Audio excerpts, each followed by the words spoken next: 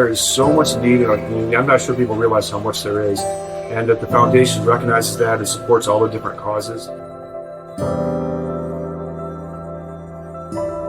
We really do it to make sure the foundation has the tools to do what they want to do, and I think we've been a ambassador for over 20 years, so we've been there to help with our part there, I think. But again, the foundation's really good work is what they do in the community, and the donations they receive and the volunteers that do that, we can do our small part with them.